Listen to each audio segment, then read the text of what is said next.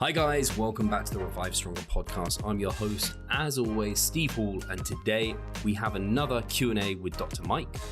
We dig into what is Dr. Mike's IQ, what IQ test might you want to use to kind of figure out how intelligent you might be, and we also dig into some things including hamstring training, what maybe you might be doing wrong with your hamstring training, especially if you're finding you're not getting consistently sore and maybe you are doing a lot of volume with your hamstrings, and many more of your additional questions here, like optimizing health.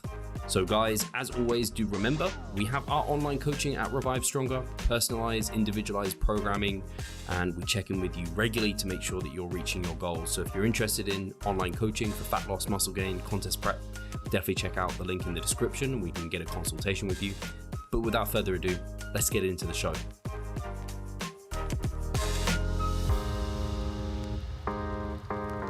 Hi guys, welcome to the Revive Stronger podcast. I'm your host, as always, Steve Hall, and we have Dr. Mike on the podcast for another Q&A.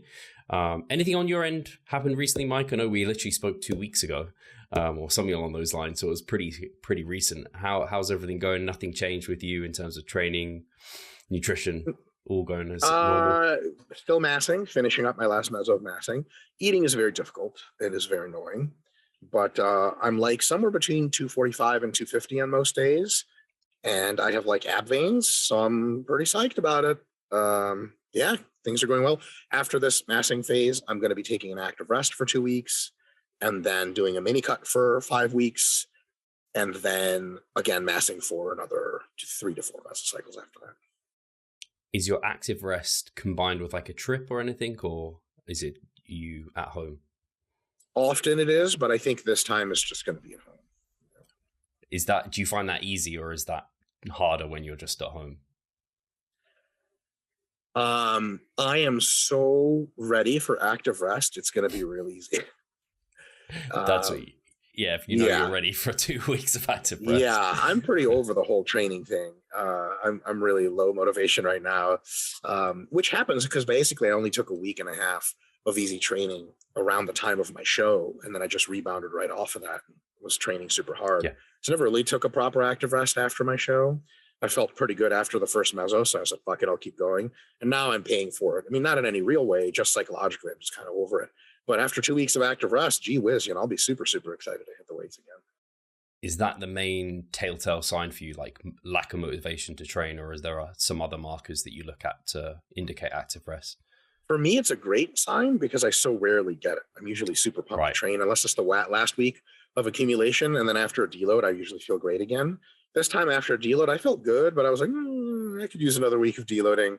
So for me, the psychology is kind of the leading indicator, which is why it's the most powerful. I think there's also some other factors. Joints and connective tissues can feel meh.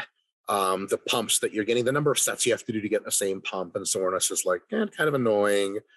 Stuff like that. Little mini, what do you guys call them in the UK? Niggles. Yeah, niggles. Yeah, we're for what appears to be rather obvious reasons, we don't almost never use that term in the United States. So stuff like that. For me, this time I can honestly say I've got none of that. Like my body is like on fire, but I am so, as the French say, tired. I'm just done with the shit. I hate bodybuilding at this point. I can't wait for it to be over. That's a really good, reason, because, the thing, I love bodybuilding. So when I'm starting to hate it, it's active rest time. That's all I can tell. How about you, Steve? Do you ever feel really psychologically in need of an active rest, or is it something you take just because you have to? I don't know. It's a tricky one. I think I don't often get to the point where I psychologically know I need to. I think it's more of a case of I have to take it because I am very much a person of routine. So when I'm knocked off that routine, it almost feels worse than kind of anything else. So if I can combine it with like a holiday or a trip, that's the best, because I want to and then I probably virtually every time I'm into it, I'm like, man, I needed this more than I realized. So it's almost like I need it pre-programmed in. Otherwise I just would never take it, because I'm like, I think part of me is just psychologically like, no, I need to just keep training because training is what provides results. It's like, well, you could take a step kind of sideways to take many steps forward, and that could be better for you.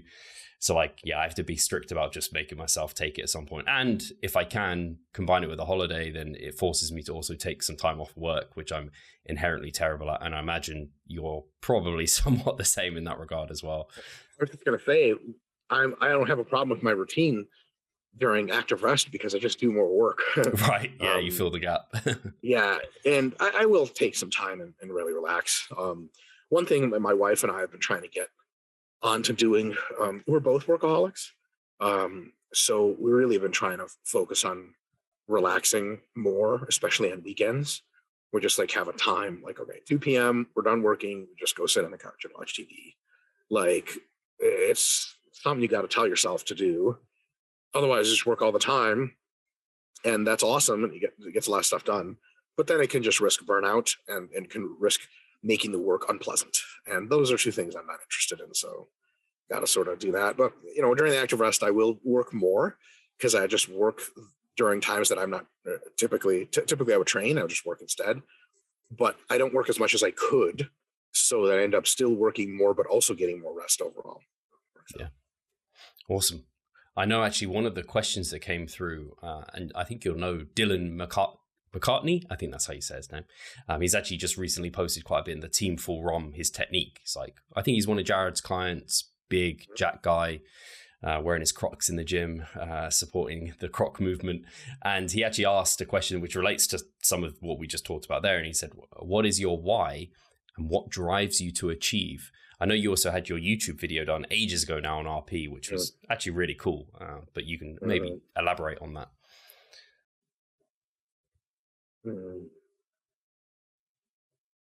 What drives me to achieve?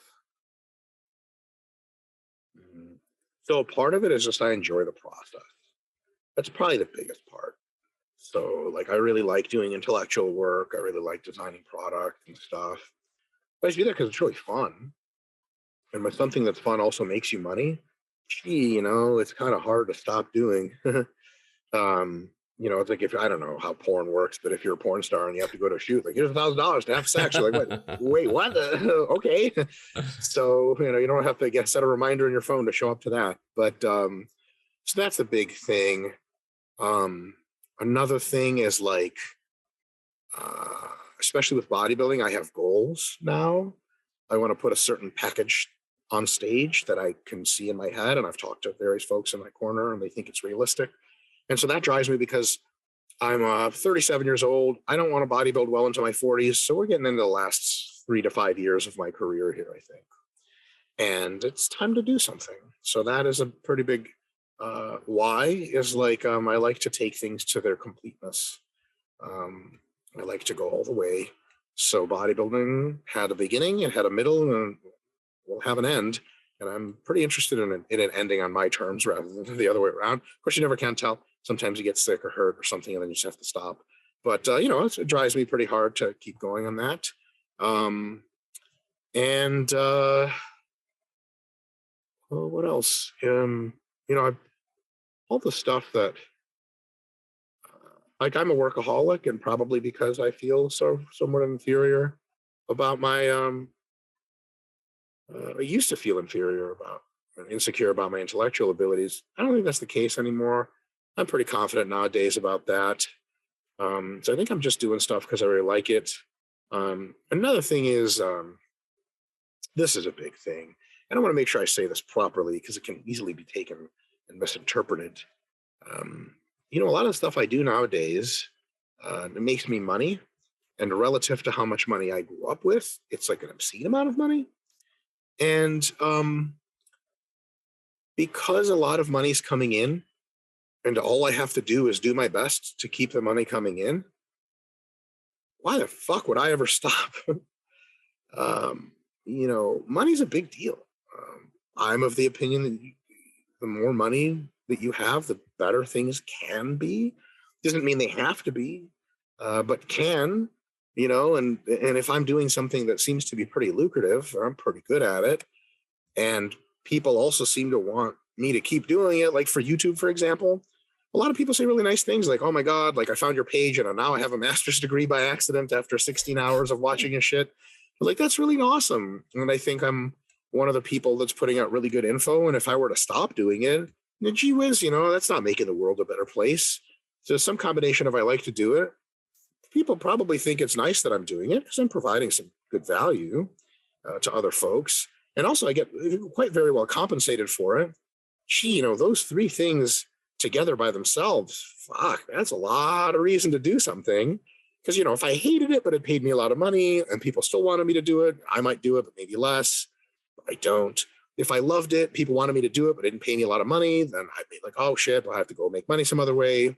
And if I made me a lot of money and I liked doing it, but people hated me for it, long-term motivation can really suffer if you are very antagonistic to other people. But those three things together, gee whiz, like that's all the check boxes. Yeah. Add that in my sort of workaholic nature, so I can only sit around for so long until I need to work on stuff. And my brain it only really turns off if I have a lot of marijuana, which I do on occasion. But if I'm just my normal self, I just really like intellectual things. For fun, a couple nights ago to fall asleep, I read a bunch on statistical process control. Why not? I'm reading a bunch on sort of industrial operations theory. It's fascinating shit, man. So if the brain doesn't really turn off, and I could potentially just read a bunch of Wikipedia, or I could use it on RP things to make lots of money and make other people fit and happy. It seems like I'm going to do that thing a lot. Why would I stop? You know what I mean? I don't know. It sounds like you have very good incentives to be doing what you're doing. Actually, and something that random side tangent, I heard that you mentioned that you like doing IQ tests just now and then. And I tried one and I really enjoyed it, actually. It was quite fun. It was only a 20-minute one. It then tried to charge me to get my result. It basically said I'd done really motherfuckers. well. I was like, screw this. I feel good enough in myself that it's felt a Ponzi like I did scheme everything anyway. Right. Your email's going to get lost somewhere. Yeah, you're going to get your account's going to get stolen or some shit. I never trust any of that stuff. But in that regard, first of all, what's your IQ score? Tend to be, if you're happy to share it. I don't see why you wouldn't be. It's probably terrible. It's not something I go talking about voluntarily a lot because, I'm socially aware, at least somewhat. And, rapping about your IQ score is a good way to be labeled a fucking douchebag really fast, especially if you do it a lot. I mean, I don't know, we could speculate on why that's the case, but it's kind of if a rapper was look how much money I'm making, people are yeah, that's what rappers do. But if a politician said that, you'd be like, what the fuck? Or a CEO, if Elon Musk posed with a bunch of hundreds, you'd be like, that's some poor taste, right? So IQ is a fascinating subject. So quick side tangent, really quick. One of the other things I used to be very into and now kind of filled my desire to study it for at least a little while is psychometrics, which is the science of measuring psychological variables such as intelligence. Fascinating, so much to learn in that. And so IQ is just one small subsection, but nonetheless fascinating, a measurement of general intelligence. There are a bunch of different tests for it. A lot of the tests are for various subgroups, a bunch of the tests are only for children or people up to their teenage years. Adult tests are actually more rare because child IQ testing, getting your IQ tested as an adult is what the fuck for? You already have a job, motherfucker. Do well at your job. You don't need to know how smart you are. As a kid, kids come to a new school and they want to know where to place them. IQ testing makes a bit more sense. So there's a couple of IQ tests that are regarded as a bit more what is called G-loaded. They're a little bit better at estimating general intelligence that transfers to a bunch of different stuff versus being really skilled at one thing. Some of the IQ tests ask you questions who was Thomas Jefferson? You're if you don't have that cultural knowledge, fuck if I know. My dad would do very poorly on that, even though he's fucking brilliant. On that he'd do fine. But other questions, it would just be maybe this doesn't make a whole lot of sense. So there's a test called the Ravens Progressive Matrices. There's two versions of it: the original Ravens and the Ravens Advanced. It's just pattern matching, pattern recognition.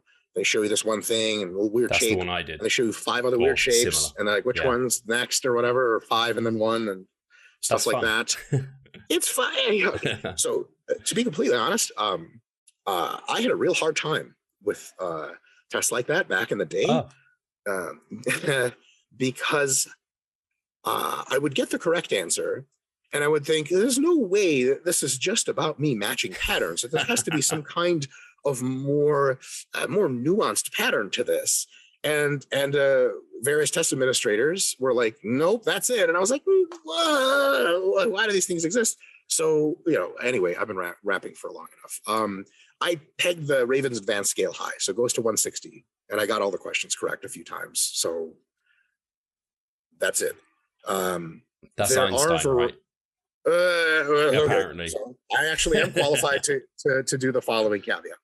So, to my knowledge, Einstein was never formally administered an IQ test. Maybe that's incorrect. First of all. Second of all, various claims to people's IQs. So the Ravens Progressive Matrices Advanced pegs at 160, and it is one of the best adult tests of intelligence. I'm not aware of any adult tests of intelligence that have been verified in a large population like the Ravens has that go any higher than 160. So anytime someone tells you they have an IQ of 170 or 190 or whatever stupid bullshit you see in the movies, there's two ways that can occur. One, it's just straight bullshit. They're just fucking lying, which happens a lot. Two, there are IQ tests for children that the score they give you is relative to children of your age. How smart are you? So, for example, there's a famous individual from South Korea who had the highest score ever recorded on many years of his life as a child on child IQ tests. And he had, his IQ was like 220 or some shit like that. How the fuck did he get 220?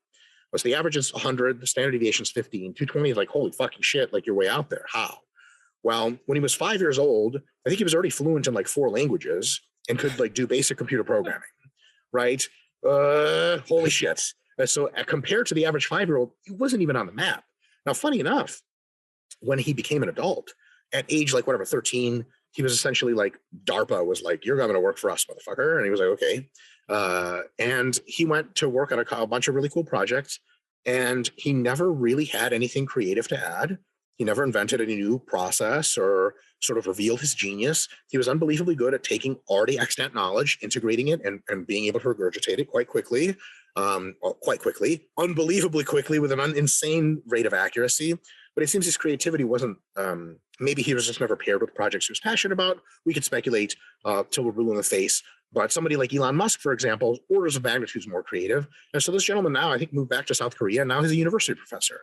Which is super, requires a very high IQ, but not exactly his childhood IQ, right? So a lot of people will quote childhood numbers to you, and it's by no means clear that child geniuses all grow up to be adult geniuses.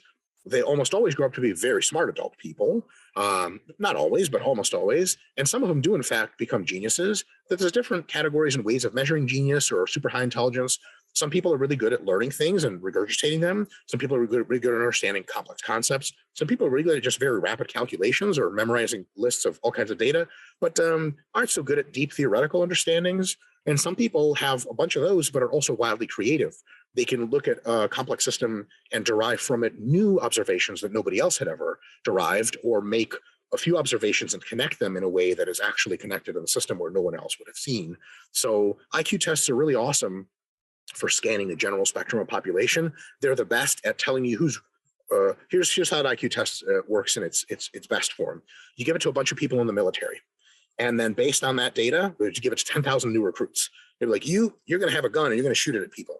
You're going to sit in this radar station. You're going to interpret data. And the other guy's like, wait, I want to go radar. Like, you're not smart enough for that. We don't trust you for that shit.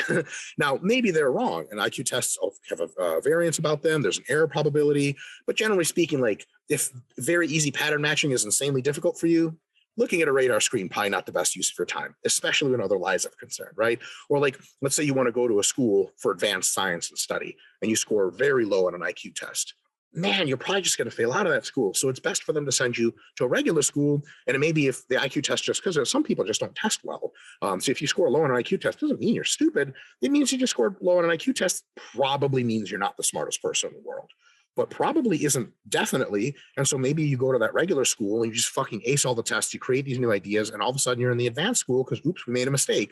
But it just works on probability. So like, what does my Ravens 160 tell me? Like, I'm super fucking smart. Yahoo, fucking throw a ticker tape parade. Does that mean I'm going to be ultra successful in life? There's plenty of people, funny enough. What's it called? Well, geez, I'm going to keep this individual's, I'm going to keep this private, but I know of one individual who also scores very well on IQ tests. And he's not the highest scoring member of his family. He has a few siblings that score even higher. But the thing is, they're like complete recluses and don't go out to the public. They just sit at home. So, you know what I'm saying? You're not going to be super successful if your social abilities are like this, but your theoretical abilities like that. So, yeah, that is what it is. I guess that was a really long rant way of getting around. I don't know. Some people are really interested in this kind of stuff. If I didn't say this, we'd have like 10 questions in the comments, be like, what do you mean? Blah, blah, blah. So, ta-da, that's all it is. And yeah, I guess, I haven't taken IQ tests in quite some time because once the novelty wears off and you're pretty smart, you're just like, okay, sweet. And it's probably better to use your time to actually solve real world problems. Because at the end of the day, IQ tests are just dumbass, pointless puzzles that don't actually accomplish anything. So, hey, Pascal here. I just wanted to take the moment to talk about our membership site. Inside, you'll find a thriving forum, an extensive exercise library, courses, presentations, and research reviews. All I need you to do is hit the link in the description below and sign up. See you there. I found it interesting that you had done them, and I found it interesting to have done one as well and to have learned all of that as well. It makes a lot of sense in that it's not the kind of be all and end all. And the thing I was getting to, I mean, for me, I've spent time one-on-one with Mike, like in real life, and obviously through here, and I've like spoken to you for countless number of hours. It doesn't surprise me at all that you have a very high IQ. Like it's not surprising. I don't think anyone's going to be surprised by that.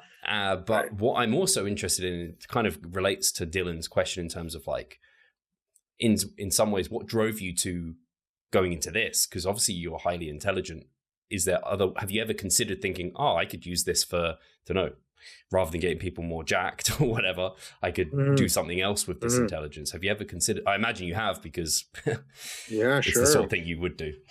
Right. So Nick Shaw and I, before the start of Renaissance Periodization, we were personal trainers at a very elite gym in New York City.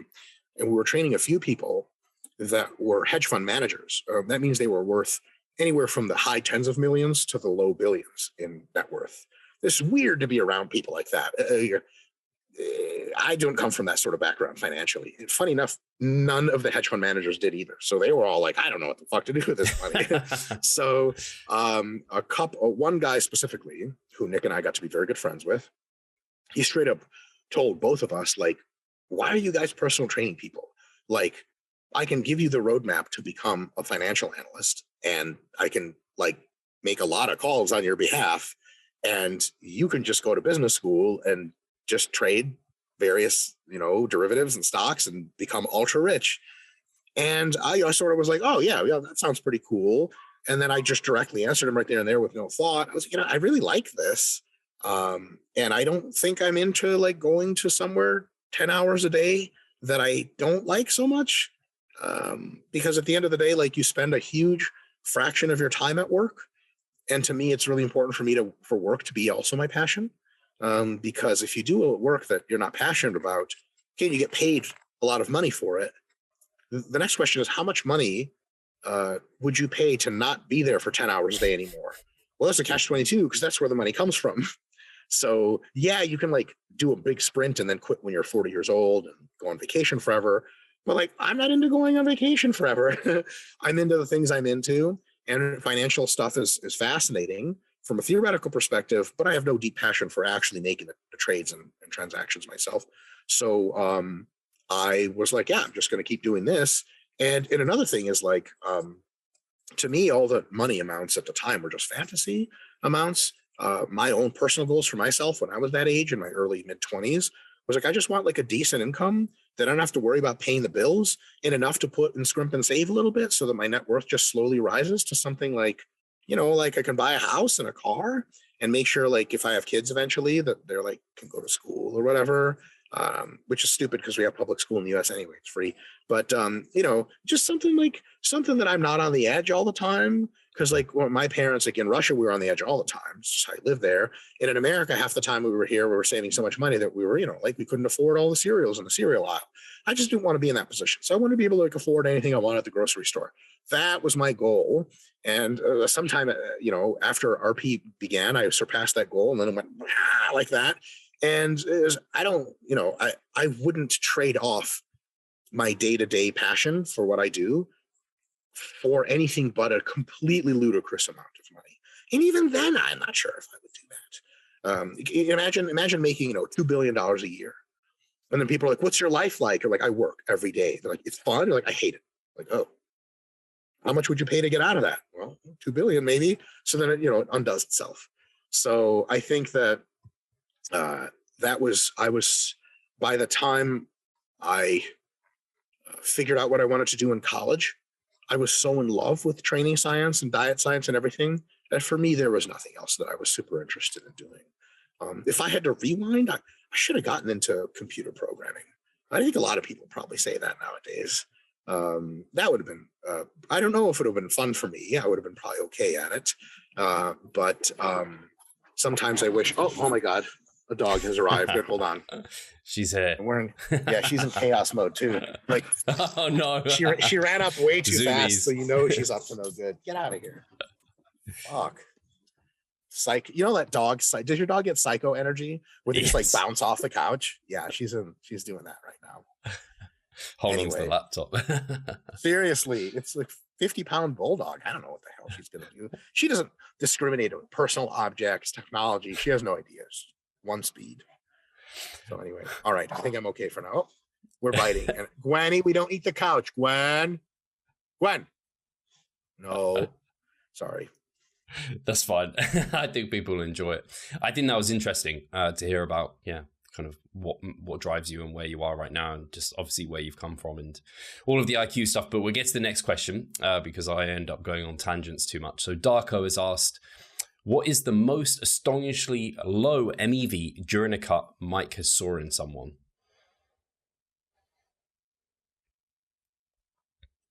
One set of stiff-legged deadlifts I've seen make someone sore for 4 or 5 days reliably. On the note of stiff-leg deadlifts, is there something, say there's this person who, I don't know, they're saying they can do 4 or 5 sets of it. Is there, and the people who maybe have high MEVs or MRVs for hamstrings, is there some things you comment, like do you see them people do correct their form in some way to bring it right down? Is there something you commonly see with like hamstring training that people who think they have like high recoverability for that muscle group maybe just aren't training it proficiently? 100%. I would say that of all the exercises, stiff-legged deadlift / good mornings, same exercise, different bar position, are some of the hardest to do properly. Because the heavier you go and the close to failure you get, which is, you have to go heavy and close to failure if the movement's going to be effective, the more the technique becomes insanely difficult to keep up. And your body's natural inclinations are all fucking wrong. You want to round your back, you want to bend your knees, but those are the two things that you're not supposed to do. And you can't exactly lock out your knees on a stiff-legged deadlift. It has to be just shy of lockout. And it's just really tough to pull off the movement. It's also one of these exercises where if someone is like, hey, I'm not getting a whole lot, let's say I don't feel my biceps and curls much. I look at them curl. And I don't know, man. It looks pretty goddamn good. There's not a whole lot we can do here. Whereas stiff-legged deadlift, you can make 2 or 3 super seemingly very subtle changes in someone's technique, and it instantly annihilates their hamstrings where before they were basically not feeling it all. And the way this happens is if you bend the knees a little too much and you posteriorly tilt the pelvis a little too much, what ends up happening is the hamstrings lose the vast majority of their tension, and the glutes and the lower back are still getting great training, but the hamstrings, almost nothing.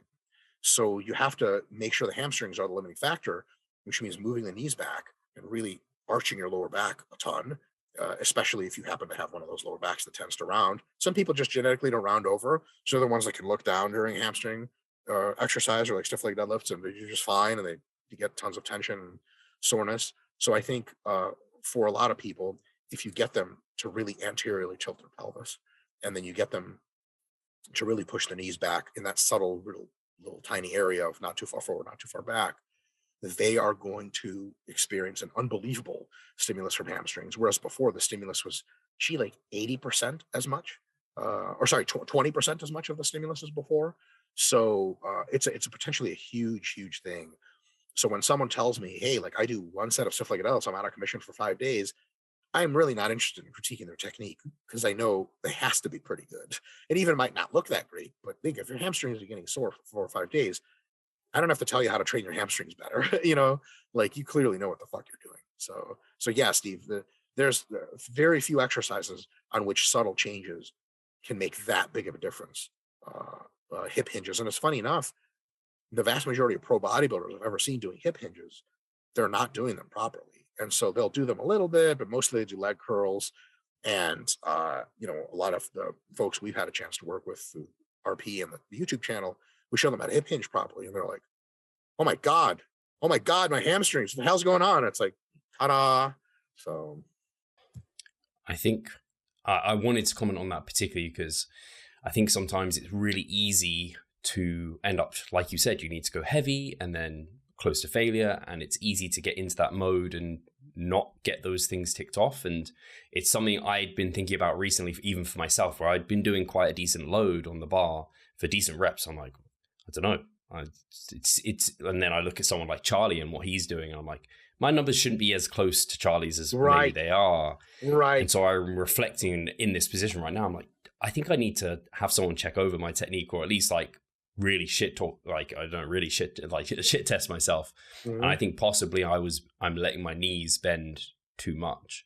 I think this happens to me every time I tend to progress it for a while. I end up not noticing that shift in technique has just occurred, and I end up not getting reliably sore in my hamstrings. I feel fatigued and I feel tired, but the soreness is not as present like the days following, as you mentioned. Yeah, we definitely don't want to be individuals that renorm their technique, change it altogether, take a bunch of load off the bar every few weeks, because that just violates the ability to progress. But every few months, especially if you stop feeling in touch with your hamstrings, it's a good idea to renorm it, go back down to lighter loads. You know, it's kind of a crazy thing if you're doing, let's say, 3 plates, stiff-legged deadlifts for sets of 5 to 10, and you're like, you're feeling okay. And then you're like, I don't know if my technique's that great, but I know what the ideal technique should look like and feel like. Let me just try that with 2 plates. You do a set of 2 plates and your hams are on fire and you're like, fuck. And then the real reason you could be upset, and you shouldn't be upset, it's all in the past, it's all good things going forward. The real reason you should kind of be like, I think I fucked up, is the systemic fatigue imposed by 3 plates is so much bigger than imposed by 2. And if you actually get less direct hamstring stimulus, it's like, wow, I fucked this up in both directions. Not only was it less stimulus, but it was more fatigue, which is when, people do like bodybuilders say hamstring and back training, and they'll do like a round back, stiff-ish legged deadlifts with a bounce off the ground for 585 or whatever for a set of 6. Oh yeah, I'm fucking hardcore. It's kind of like, man, I can't guarantee you have no idea what the fucking stimulus to fatigue ratio is, because if you did, you would never in a million years do any of that shit.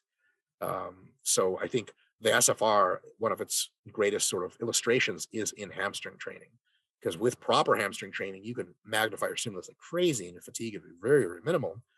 But again, that's hard even for me. It's funny because I have a live Q&A on Facebook later, and Trevor Fulbright already asked a great question. He's like, is there anything you do out of, he said ego, but then he said maybe not ego, but you know what I mean? I like saw the question. Things you like to do that maybe isn't ideal. And I don't do these often for long, but I have the temptations at least to realize them. For me, an easy one is like getting stronger and stronger on good mornings, because I can lift a lot in the good morning, but then at some point just north of 315, I lose connection with the good technique that allows my hamstrings to get really sore. And then like I'll do 2 or 3 weeks like that, and I'm like, God damn it. And then I go back to 275 and I get the best hamstring workout of my life, and I'm like, okay. And load progression is an important part of the sport. And if you have to really second guess it because your technique breaks down, it becomes harder. Because a lot of stuff like, properly doing a machine press, arch, retract, press, all the fucking same, the stronger you get, the better. With stiff-legged deadlifts, there's that subtlety there that can be really, really hard to pick up on. And it requires a level of personal honesty for yourself. We're really recalibrating why the fuck you're in the gym to begin with. Like if you're in the gym to lift big weights, shit, it's awesome. And in some cases, or in some sense, powerlifters have it very easy in that sense. It's just straightforward. Like lift as much as you can. And the techniques that tends to reinforce itself, so no big deal. Whereas with bodybuilding, yes, lift as much as you can, but only if you have a great technique and mind-muscle connection and everything like that. And if that's not happening, you need to go back down and load and slowly start to work your way back up. Really well said. And actually, one last thing from personal experience on hamstring training, I was doing some lying leg curls and I wanted to try, I call it your Myo Match method, where it's basically your kind of new version of Myo reps, which is kind of like you do your activation set, rest as normal, and then you look to achieve the same reps in total in the next set by doing some clusters where you have short rest periods. Mm-hmm. I was doing this for lying hamstring curls and I was like, I had like my third set of Myo Match, and I was like, I can't, like, I just need more rest. Like, I can't possibly do it. They just completely ruined me. So that was interesting. But with, I have a standing leg curl machine, totally fine. It's probably due to where it's like the load is more in the, I guess, shortened position or something versus maybe the lengthened, I guess, for the lying. Possibly, I'm not sure. Maybe. No wonder. It seems like it's almost the same exercise. Is it one leg at a time versus two on the standing one? Yeah, it's one leg at a time. That might have something to do with it. Yeah. I actually like the standing one leg at a time hamstring curls, but TBH, I'm just not patient enough to do one fucking leg at a time. Fuck. If I'm going to train hamstrings, it's going to be both. Like, I have a lot of respect for people that do one arm everything, unilateral training all the time. I'm just like, dude, fuck that. Just plug me into a machine or a free weight set and just let me go ham with both of my fucking limbs. I don't know what it is. And again, that's not rational at all. I shouldn't be saying that, but here it is. Is there anything, the Myo Rep Match, kind of that method you use, anything you particularly like it for and other things you don't like it for where it's not worked so well? There's only one thing I really like it for. It's exercises on which I need so many approaches to failure to get a good stimulus that I would have to do an inordinate number of sets and rest forever amount of time to get it done. And in addition to that, it's exercises in which the systemic limiting factors aren't really prevalent and it's much more local limiting factors. Like, I don't really get out of breath a ton on hamstring curls. Who the fuck does? So, like, you can't do Myo Rep Match for squat because you will die before it goes anywhere. You also don't need that much stimulus. If you do Myo Reps for like something like hack squats, Myo Rep matching might work for the second set, but the third set, you just, like you said, you won't be able to get, you just be, I'm done. I can't do this anymore. But for me, like side delts, biceps, forearms, sometimes hamstrings, calves are an easy one where it's pretty much local fatigue. And if you take a few seconds break, you get a bunch of reps that you can do now. And it saves you a ton of time. It lets you concentrate the intensity in a shortened window of time. And, it's quote unquote 3 sets, but really you got like 8 approaches to failure during that time. And it gives you an amazing stimulus in just a very small amount of time. There's also an argument to be made. I'm not sure if it's convincing, but in a Myo Rep Match protocol, more of the repetitions are close to failure than in a straight set. So the first 5 or 10 reps, folks like Berge would say, like, those are just kind of lead-in reps. They maybe aren't very hypertrophic. Of course, there's been some pushback saying, oh, no, all reps are pretty hypertrophic. I do still think that rep for rep, the reps 5 reps away from failure and closer, even 10 reps from closer, are a little bit more hypertrophic. So just on that margin alone, I think you can take, 60 total reps of hamstrings. And if more of them are closer to failure, you're just going to get a bigger stimulus than if you did 60 total reps, but, it's 4 sets of 15 or something. And then the first 10 of each, this is not that hard. Your faster fibers maybe aren't as active as you want them to be, et cetera, et cetera. So I think that for muscles, which you have a really hard time stimulating, but are simultaneously not very systemically fatiguing, Myo Rep Match system works really well. Like for me, my biceps can take anything I throw at them damn near. And they're just annoyingly resistant to hypertrophy or even getting a pump or even getting soreness or getting anything. So the Myo Rep Match is like, what's the most insane way we can beat these to shit? And that is the answer. And for me, I've actually got a lot of bicep growth recently doing precisely that. But is it annoying? Fuck yeah. Is it painful? Hell yeah. Do I just want to do straight sets and rest a bunch? Of course. But that's what gets it done. Whereas with some other things, it's impossible. Like with quads, it's unlikely you're going to be able to get a lot of utility out of it. But the good news is you probably don't need to. There's 4 sets of hack squats with just 1 Myo Rep break within each one. You just don't need that much more. Maybe one other exercise, lighter lunges or something. Your quads are good. With biceps, side delts, sometimes traps for some people doing shrugs, that can be a great opportunity to use that system to just put in a shitload of work very close to failure and get the muscle really well stimulated. Whereas otherwise, even just psychologically, the amount of sets that would take to stimulate it well is just kind of depressing. Imagine going to the gym and being like, oh, 10 sets of shrugs. What the fuck? Why not 4 sets, but I get the same number of failure approaches as I would in 10 sets? That seems a little better and takes way less time. Actually, I did forearms worked really well for it. I recently did that. Weirdly enough, forearms, like I need quite a bit, but biceps, like when you're talking through that, I'm just like, for me, but it's that one muscle group where I'm just like 2 sets and I'm like completely ruined. It's just such a weird genetic. Isn't it funny that you have big ass biceps? Yeah. I mean, it literally is that. So here's my hypothesis. I think it's a very high probability of being correct. I think that when people have smaller muscle groups, those smaller muscle groups are more often than not composed more of slower twitch fibers than they are faster twitch fibers compared to the rest of the body. Thus, they have a couple of things in common. First, they don't grow all that well. Second, they need an inordinate amount of volume to grow their best. And they don't take damage very easily. So not only do you need to do a lot of volume, good news, you can do a lot of volume. They also need a lot of frequency. Again, no problem recovering because they're more slow twitch than the rest of your body. But here's the sad part. They're not going to ever get that big, not nearly as big as your faster twitch muscle groups. So a lot of people will say, hey, listen, like my biceps are really big, my triceps are really small. What do I do? Nothing seems to work. You know, outside of a few quick fixes, if you really do find out that the triceps in that individual are much more slower twitch than the rest of their body, you're going to say, hey, look, you got to do more volume, more frequency. And they're going to be like, is this going to bring my triceps up to match my biceps? And you go, look, nothing's going to do that because your biceps are just designed to grow and your triceps are not. In your case, I know you also have big triceps. So it's not your case, but you know, I'm sure you have some other muscle groups which really struggle to bring up, and they're the ones that can take a lot of volume. And you're like, great, I'm doing a ton of volume, but you just don't get that much out of them. Whereas the muscles that are easiest to bring up are the ones that you don't need to bring up. So it's fuck, man. You know what I'm saying? Thank you, evolution, for fucking us in the ass like that. Hi guys, Steve here. Just wanted to take a moment of your time to remind you of our online coaching service. At Revive Stronger, we pride ourselves on providing personalized service that will take your physique and knowledge to the next level. If you're interested, check the description and sign up.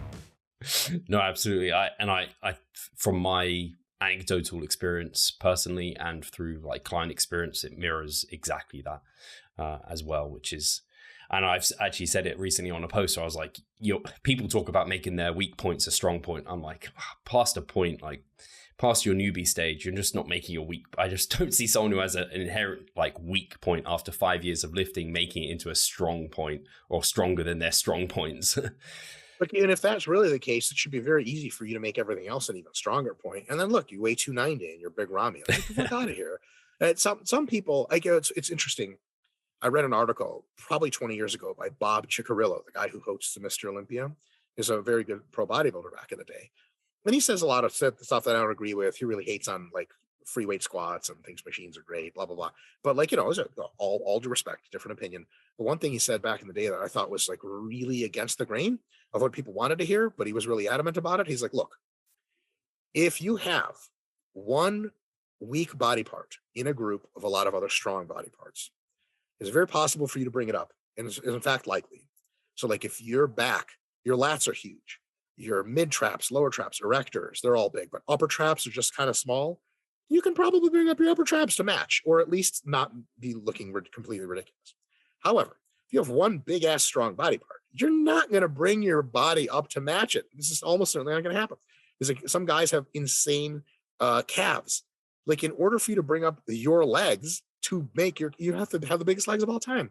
That's adductors, minimally adductors, hamstrings, quads, glutes. It's 4 muscles. If we just sartorius and also that's a lot of fucking mass you have to get bigger. And clearly you're not genetically disposed to be there for that. So what he was advocating was actually like, sometimes you have to stop training a muscle or train it way less to bring it in balance with the rest of your body, because otherwise you look fucking ridiculous. He's like, that might have to be the case sometimes, in the idea that you can bring everything else up to match. He was basically saying like, maybe, but that's just unrealistic in many cases. And when I read that, I didn't like hearing it. I never forgot it though. And like, I was remembering it recently when I was doing a video on like how to bring up your weak points. I'm like, God damn, was he correct? Now, of course, you should try to bring everything else up. But at some point, like if the judges are like, look, your calves look ridiculous, stop training them. and your quads are small, get them bigger. At some point, you have to think to yourself, why am I still training calves? Like, imagine if Jared Feather trained his calves often. Newsflash, he almost never trains his calves. Imagine if he dedicated the last 10 years training calves as much as possible. He would have like 24-inch calves. It would look really dumb. Like, it would actually look bad on a stage. Judges would be like, there's something off about the physique, right? So, no, you can't bring up everything to match everything else. And one of the reasons you can't is precisely what we're just talking about. The muscles that aren't that big and that strong, probably more slower twitch composition. And then they kind of have the deck stacked against them. And it's like, well, just do more volume. Well, they can take it.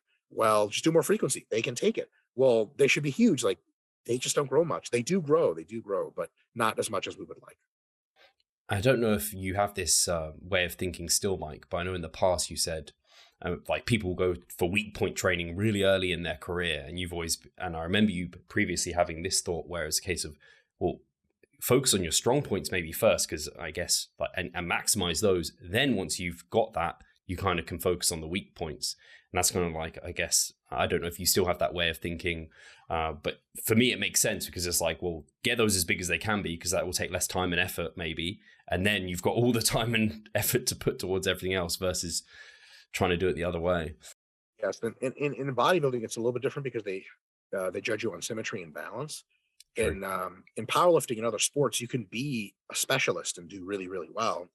Like, imagine Dr. Deadlift, that guy who goes by Dr. Deadlift on the internet. He's pulled like 940 at 198, something insane. You can imagine if he was like, oh, I'm not going to focus on my deadlift. Imagine he was probably like 16 and he realized he could pull 800. And it was probably Kaler Woolham or whatever, I think that's his name. Maybe it's two guys that are really good deadlifters. And let's say he discovered at age 16 that he could basically deadlift like 700 to 800 pounds. Imagine if he was like, since that's a strong point, I'm really going to work on my bench. This motherfucker's arms are like 8 feet long. He's benched a lot in competition, but compared to his deadlift, close to nothing. If he was tried to get his bench as big as possible, instead of benching, I think his best bench is like 450, maybe he'd have benched 475 and 500. So what? There's like 100 guys at around the U.S. that can do that, no problem, at that weight class, and more. And then his deadlift would only been like 850 instead of 950 or something. Like 950 is an all-time record. You're famous forever. You're immortal. Whereas if you were just, it's all about balance. Is it though? Sometimes it's not. Like Chad Wesley Smith was one of my examples for a long time. His quads have this unbelievable ability to just get enormous and super strong. And his hamstrings are like very strong and very big, but relative to quads not as impressive. Like, if he just was like, it's all about balance, he would have deadlifted maybe 830 and would have squatted like 850, and it would have been nice. But Chad squatted like 990 because he let his quads do the thing, and he only deadlifted like 804 or whatever. Like, gee whiz, that's a pretty good trade-off there. And there's the thing, like, your strong points can take you really far. Your weak points can only take you so far. So if you delimit your strong points to only as high as the weak points go, you're just not going to get very far. Whereas if you let your strong points go, the weak points can keep you behind, but the average of that physique or strength or sport performance goes up considerably when you really lean into your strong points. I mean, we don't do this in any other realm. For an example, let's take a kid who's unbelievably good at math and like just okay at writing or reading the English language. You probably wouldn't tell him, like, look, stop studying math. You're already really good at that. Really got to focus on reading and writing. Like, there's this thing called engineering where you basically can read like 3 syllables. You'll be the best fucking engineer ever. You're just outrageously good at math. That's a thing. So outside of some special circumstances, if you are young and you have some strong body parts and muscle groups that really want to grow, let them shits grow, man. Then when you're in your early 30s, you can be like, all right, huge chest, huge triceps, huge quads, but I do need to bring up my hamstrings and my back. That's a realistic, like Bob Ciccarello said, that's a realistic thing you may be able to do. Whereas if you never bring up anything, then it's kind of like, I'm mediocre all around. Sweet. And, people say like, bodybuilding is about balance. Is it though? Ideally, yes, but like look at the top Olympia champions. I mean, are Big Ronnie's hamstrings as big as his quads? I mean, his quads just don't actually make any sense at all. And his hamstrings, no matter how big they were, realistically, they would always be dwarfed by his quads, even relatively speaking. What does that stop him from doing? Well, apparently not fucking winning the Mr. Olympia. You know what I mean? What's his name? Brandon Curry has negligibly sized calves. Like, if he had no calves at all, most people wouldn't notice. Not shit talking. It's just really how it is. He won the Olympia for the love of God. Unbelievable physique. Can you imagine if he was like, well, if my calves won't grow, I'm not training my biceps. Like, what? So yeah, pour it in, train your best muscle groups as an intermediate. Train everything, of course, but if your best muscle groups are getting big, don't try to stop them. Let them get super fucking big. And then later, your job is very easy because if you already have big pecs, filling out the rest of your upper body or big pecs, big back, maybe your arms are a little smaller. Getting bigger arms, then it's just a matter of switching your training, and you don't have to worry about also hitting your pecs and back hard because they're already big. That's like a big check you can just put there and just leave them aside for a while. Branch Warren, for example, had enormous legs. And he took a year off of leg training to bring up his upper body. Guess what? It fucking worked. His upper body got really big, not as big as his legs, but then his legs within 3 months of training him again were as big as they ever were. If he was coming up as a bodybuilder, and look, clearly you have great leg genetics, don't ever train your legs. I don't know, he'd be average all the time. Yeah. Well said. Awesome. We get to another question, and this is from actually a few people asked a similar question, so I just kind of wrote out this question. What are the main differences between someone trying to maximize health versus someone trying to maximize muscle growth, relating to training and nutrition, if that makes it easier? Yeah. So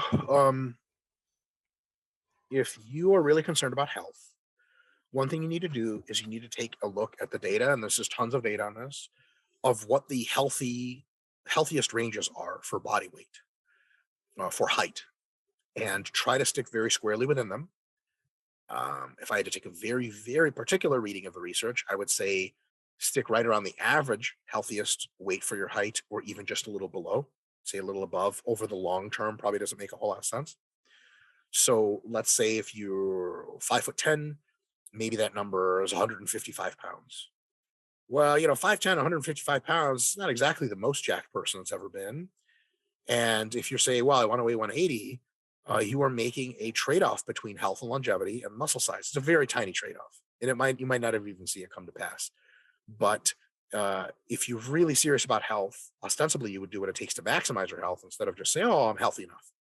So if you want muscle growth, at some point, getting much bigger than the average person starts to impinge at least a little bit on your longevity. For example, anytime you have to carry a lot of body weight around, it's not the most ideal thing for your health. So automatically, even if it's muscle, not great. Another thing, there's a pretty convincing body of research that shows that high protein diets over the course of many, many years, through their activation of various pathways, including mTOR, which is, by the way, the central hypertrophy pathway, can reduce longevity. It doesn't destroy your health, but it makes you live less long. That's a real thing. So a lot of people in the fitness industry want to square those two beliefs, but they're not squareable because, we're all eating high protein diets and training a lot and we're very healthy, but we could be healthier if we actually ate slightly lower protein diets and we're not as muscular. And to that end, one of the best things you can do for your health is to live a very low stress life, and also to do quite a bit of cardiovascular exercise. So automatically, those things are also both pretty incompatible with training like a fucking psycho for heavy weights and eating a ton of food. Now, of course, I haven't even brought in the idea of drugs, but that I think is self-explanatory. Like if you're going to take drugs, clearly you made the choice to go for muscle instead of health. But even for drug-free people, anytime you get bigger than average, you're no longer as serious about your health as you could be. If you're at the beach and you pull off your shirt and someone says, wow, you're really lean and ripped, cool. If someone says, oh my God, you're fucking huge, you're not as serious about your health as you are about getting jacked. And you are very likely unbelievably healthy. But there's a difference between being unbelievably healthy now, as blood work is now, and in 50 years. And if you carry a lot of muscle mass from now till 50 years from now, you may not be as healthy in 50 years as you would have been had you stayed on the thinner side of things. So that's how I tend to see it. So basically, less protein, less physically putting on tons of muscle, and more staying average in size, and more cardiovascular endurance training, and probably less stress overall. Less stress overall, we could just cancel out because you can do that a bunch of different ways. But definitely those three things, I would say that's what separates them. And again, I have to be very clear about this. If you weigh 175 pounds of muscle, drug-free, versus if you weigh 155, you can be almost exactly as healthy. And right now, you could be exactly as healthy, even healthier than someone who weighs 155 if you're 175. But 50 years later, you may pay a bit more of a price for that in your longevity. So it's something to be aware of. I remember Broderick actually saying this at some point, maybe at his seminar when he came to the UK, saying about like in terms of like drug use, one of the biggest things to why drugs maybe are negative towards health was just how big you become, and that just puts way more stress and toll on the body. In terms of like just the size, even as a natural, obviously, like I think it's BMI. Like my BMI is overweight, for example, and I'm like lean and muscular. And it's just like, well, you think I was healthy, but maybe it's not as healthy as I could be if, like you said, I was lighter. Where was I going with this? I've completely lost the trail of thought. The weight being an issue by itself, carrying a lot of weight. I know now. So in terms of like people are focused on like eating organic or not having artificial sweeteners because there might be this tiny bit of research that maybe says this is this and this is this. I'm assuming a lot of those are like tiny details, and this is the biggest kind of factor, is like your total body mass in a sense is by far the biggest indicator for health. Body mass, body fat, and level of cardiovascular fitness are huge. And, just generally like endurance runners are healthier on average than lifters. Again, if you're lean and if you're young and if you're not overly massive, you can be unbelievably healthy. But if you have that unbelievable health and you choose to go into endurance instead, you'll probably be healthier still, and your longevity potential will be higher still. Take someone like Eric Helms, for example. On a proper mass phase, Eric would weigh maybe 200 to 220 pounds. He's like 6'1" or something. That's a big ass dude. That's like a professional baseball player. Nobody in real life would look at that and be like, oh, whatever, he's small, he's natty. That's a fucking jack dude. And that's a heavy dude. And you're dragging around 200 pounds for a long time. Gee whiz, that adds up. And it's not bad for his health. But as for longevity wise, it's not the ideal. There's a very big difference between the ideal and something pretty damn close. So the thing is, if you're drug free and you're training super hard, you want to get as big as your heart desires, stay off drugs, and you will make barely a dent in your longevity and health. However, it will be a small dent. And if you really, because the question was, if you were to optimize going for health, optimization it's a tricky thing. It requires a lot of weird shit to happen. People probably looking at you in an airplane eating your own fucking meal that you packed. Like, why don't you just eat the airplane food? Well, you're after optimization. Would you still gain some muscle and lose some fat if you ate airplane food? Sure, of course. We're not into it for some. We're into it for all. Just the same way, if you're really serious about longevity and health, you're going to live your life in a very interesting way that in some ways is going to be as meticulous as a bodybuilder would, except in just a quite different direction. Mike, I don't know if I told you this story. I'm going to tell you it just because I think you'll enjoy it. If I've told you it, I apologize. But talking about airplane food and eating your own food. So at the end of last year, I qualified for the WBF Worlds, went to Vegas, and I flew there, and I took my own food on the flight. And I thought, great idea, I'll freeze my food because it's probably going to be like in my bag for a while, and it will defrost surely by the time I get on the flight. Hadn't at all. So I literally ate frozen boiled potato, frozen egg whites, like crunching it. And yeah, it wasn't great. I tried to use the plain food to defrost my egg whites and potato. It didn't really work. Like the hot food. It wasn't. I sat on it for like an hour and I was just like, I'm just going to do it. I just ate the frozen egg whites and potato. That is a fucking awesome dedication story right there. That sounds terrible. It was awful. So bad. Did anyone say anything? They're like, are you okay? Is this a cry for help? My best friend came with me to Vegas. He sat next to me. He probably was thinking these things internally, but he was just like, I respect the dedication to the sport. I'll let you get on. I was like, this little ketchup sachet makes it a little bit okay. So yeah, that was not a highlight, but frozen egg whites and boiled potatoes. Yeah, the boiled potatoes after defrosting also aren't great. They just they're flaky and weird. They taste weird. Grainy. Jesus Christ, Steve, that's legendary, man. You so engineered a disaster. That actually probably pegs the FPRH scale as high as it goes. Yes, You could be starving to death and someone's like, do you want this? You'd be like, I'm just going to die. Thanks. Yeah. I luckily had like some Snacker Jacks, like you don't call them Snacker Jacks in the US. I realized they're like, I don't know what that is. Rice cakes. Flavored rice cakes, like caramel and chocolate ones. We call them Snacker Jacks for some reason. So that they were like hyper palatable. After eating that, I was just like, wow, these taste ungodly. They were amazing to get the carbs in. But fuck, Steve, that's awesome. That's a great story. I've never done anything quite that. I think for my last show for the Carb Up, I'd have something very low sodium, and I made unflavored whey protein pudding. because it was minimum water, minimum salt. It was terrible. It was like eating cement. It tasted like cement. That does sound, yeah, like if you really need, if you're like, I'm struggling with hunger on my diet, I go to one of those. That's gonna work well. There was one final thing I was gonna ask about kind of maximizing muscle growth. Health is part of maximizing muscle growth. If you're not a healthy person, you're not maximizing muscle growth.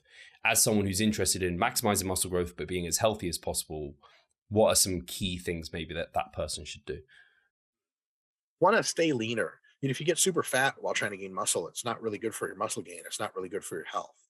Stay leaner, and a part of staying leaner is having a pretty good daily step count. Somewhere between 7,000 and 12,000 daily steps is probably good for a lot of people. That's my first two pieces of advice. Another thing is try to fill your macros with as much healthy food as possible. Veggies, fruits, whole grains, lean proteins, healthy fats. And a lot of bodybuilders do this well already.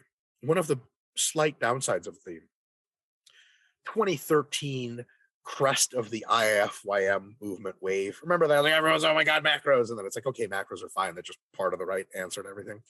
Part of that movement was completely jettisoned health as a concern. And I remember like Alan Aragon, I think, wrote an article where he was like, we should still be eating healthy food, guys. Yes, macros are a thing, but for the love of God, like you can only do Pop-Tarts, with whey protein and butter so many meals of the day until it's like, yes, you hit your macros, but so I think most food should be healthy, and of course have some junk every now and again, but most of it should be really good. And so high physical activity, low body fat, generally healthy food, get plenty of sleep, and that's probably like the keys to how you stay healthy. That's a huge thing. Awesome. And hopefully that's nice and simple for people, because I think that was simpler than maybe some people think they need to be.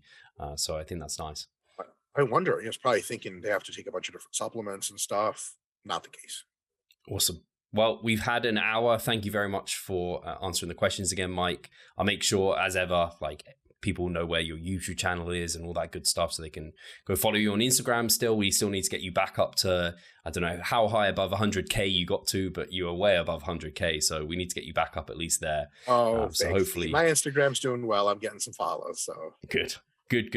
And yeah, I mean, if anyone who is listening and isn't following, you should be doing that by now. I'd be surprised if they're not already. So yeah, thank you guys for listening. And thanks again to Mike for taking the time. We'll catch you soon.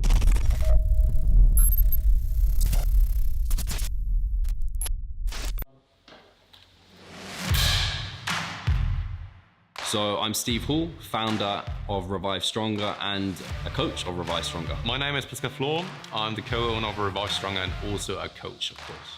Revive Stronger has probably been going solidly for 3 years, roughly about 3 years. Revive Stronger, to me, it is becoming kind of my child, my foster child. It's the gathering and getting together of like-minded people. We've been expanding the coaching team, which is helping us help more people, but each coach can only help a certain number of people.